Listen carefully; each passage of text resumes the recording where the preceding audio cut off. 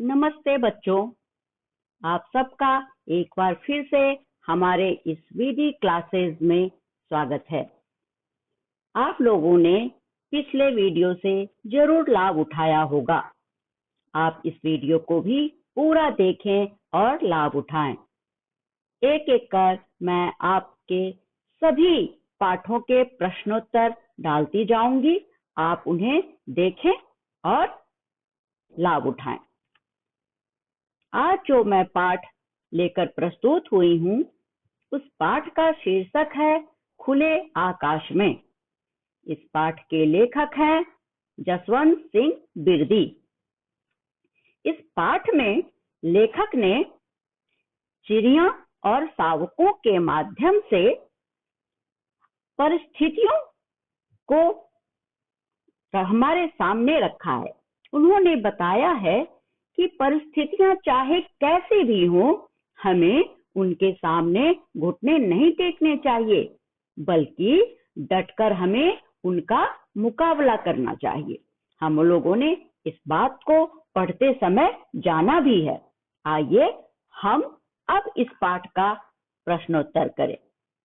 सर्वप्रथम हम इस पाठ का मौखिक प्रश्न उत्तर करना सीखेंगे।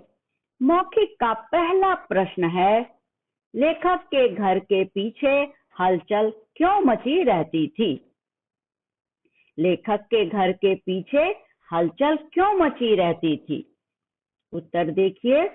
गर्मी आते ही चिड़िया लेखक के घर में आना जाना शुरू कर देती थी।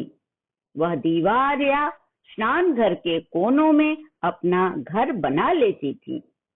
चिड़ियों के कलरव से वहां सदा हलचल बनी रहती थी। अगला प्रश्न देखिए, लेखक की पत्नी शावकों से क्यों नाराज थी?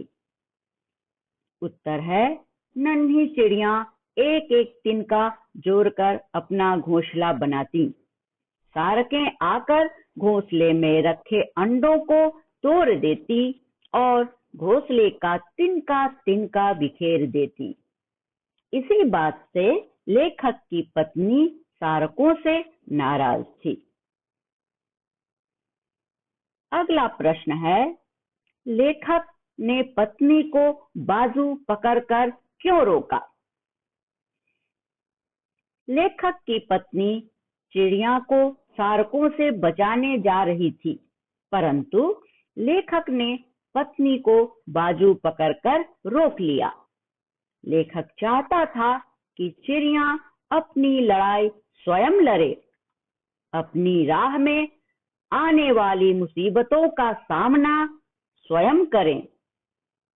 अगला प्रश्न है, चिड़ियों और शावकों के माध्यम से लेखक क्या संदेश देना चाहते हैं?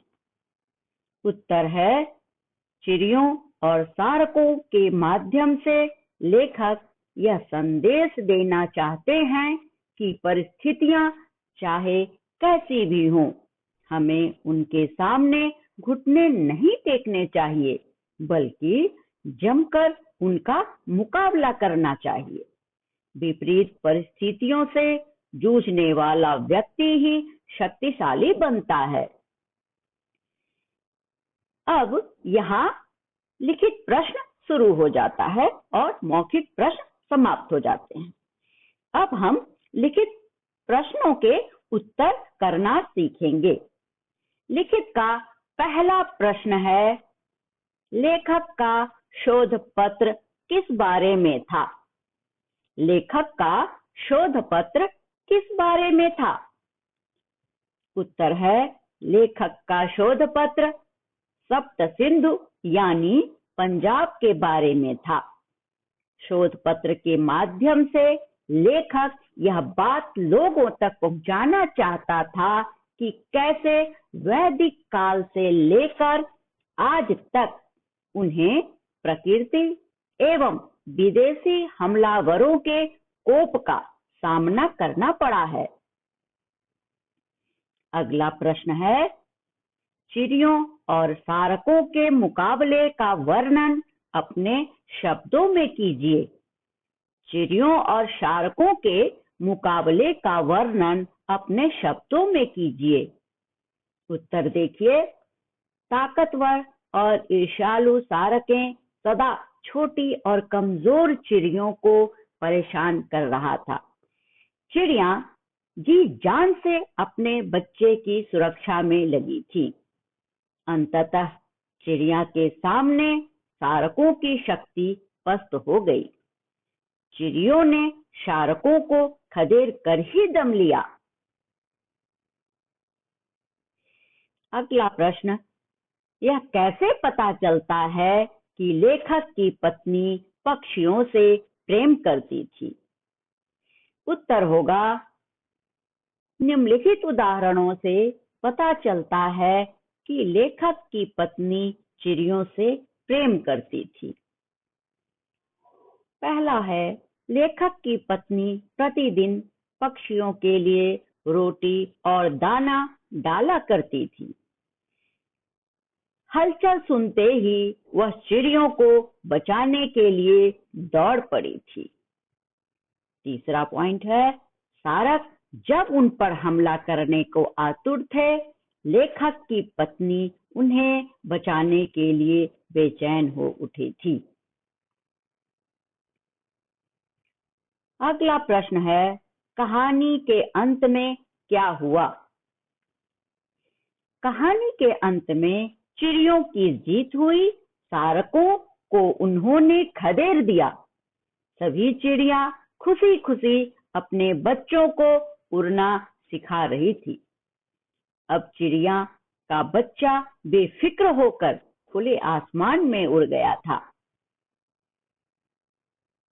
अगला प्रश्न, पाठ के आधार पर लेखक और उनकी पत्नी के चरित्र की विशेषताएं लिखिए। पाठ के आधार पर लेखक और उनकी पत्नी के चरित्र की विशेषताएं लिखिए। उत्तर है, लेखक व्यावहारिक था, पर पत्नी संवेदनशील थी। लेखक जानता था कि अपनी लड़ाई स्वयं लेनी पड़ती है। प्रत्येक जीव संघर्ष करके ही शक्तिशाली बन सकता है। समाज में वही आगे बढ़ सकता है जिसमें परिस्थितियों से लड़ने की क्षमता होती है। इसके विपरीत लेखक की पत्नी तुरंत दूसरों की मदद करने के लिए खड़ी हो जाती थी। देखो बच्चों, यहाँ लिखित प्रश्न खत्म हो जाते हैं और आशय स्पष्ट कीजिए आता है। आप अपने पुस्तक में भी देखेंगे। आशय स्पष्ट करें का पहला प्रश्न है, जुल्म करने वाले के पास प्राकृतिक शक्ति नहीं होती। इसका आशय है, जुल्म करने वाला तभी तक जुल्म कर सकता है जब तक कि सामने वाला प्रतिकार न कर दे। जुल्म करने वाला भीतर से कमजोर होता है, उनमें मन की शक्ति नहीं होती। अगला है, मुकाबला आदमी को शक्तिशाली बना देता है। मुकाबला आदमी को शक्तिशाली बना देता है। उत्तर देखिए, इस पंक्ति का आशय यह है कि अत्याचार के विरुद्ध जो खड़ा हो सकता है उसमें एक अलौकिक शक्ति आ जाती है। मुकाबला करने का साहस ही व्यक्ति को शक्तिशाली बना देता है। इस तरह अब आपका वीडियो खत्म होता है। इस वीडियो को आप लाइक करें, सब्सक्राइब करें और पूरा वीडियो देखें और लाभ उठाएं।